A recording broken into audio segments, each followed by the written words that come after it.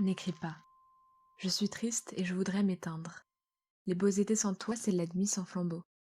J'ai refermé mes bras qui ne peuvent t'atteindre, et frapper à mon cœur, c'est frapper au tombeau. N'écris pas, n'apprenons qu'à mourir à nous-mêmes. Ne demande qu'à Dieu, qu'à toi, si je t'aimais. Au fond de ton absence, écouter que tu m'aimes, c'est entendre le ciel sans y monter jamais. N'écris pas, je te crains, j'ai peur de ma mémoire. Elle a gardé ta voix qui m'appelle souvent.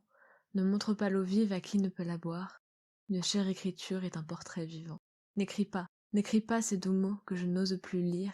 Il semble que ta voix les répand sur mon cœur. Quand je les vois brûler à travers ton sourire, il semble qu'un baiser les empreint sur mon cœur. N'écris pas. Amis des mots, sauriez-vous reconnaître la grande poétesse qui se cache derrière ces lignes?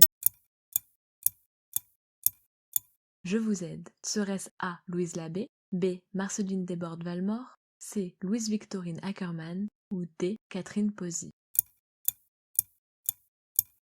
Je relis quelques phrases de cet extrait où des alexandrins, pour les amateurs de mètres syllabiques, des alexandrins sont coupés par quatrains par un vers trisyllabique, n'écris pas, répété comme un cri en écho.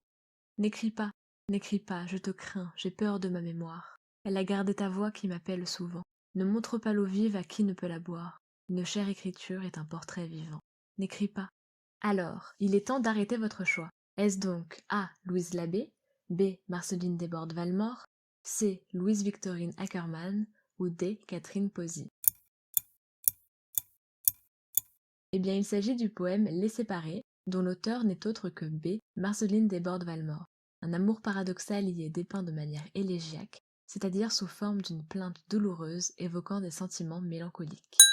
Toujours là pour jouer avec la littérature? Tant mieux, c'est notre instant quiz. Qui est l'inventeur du mot négritude en littérature? A. Léopold Sédar Senghor, B. Aimé Césaire, C. Dany Laferrière. La réponse est B. Aimé Césaire. Comment s'est fait connaître Christelle Dabos, l'auteur du cycle de romans La Passe-Miroir? A. En remportant un concours, B. En remportant un prix littéraire, C. En écrivant sur un blog. La réponse est A. En remportant un concours. Quel est le livre français le plus vendu au monde? A. Le Petit Prince de Saint-Exupéry, B. L'étranger de Camus, C. Particules élémentaires de Michel Houellebecq.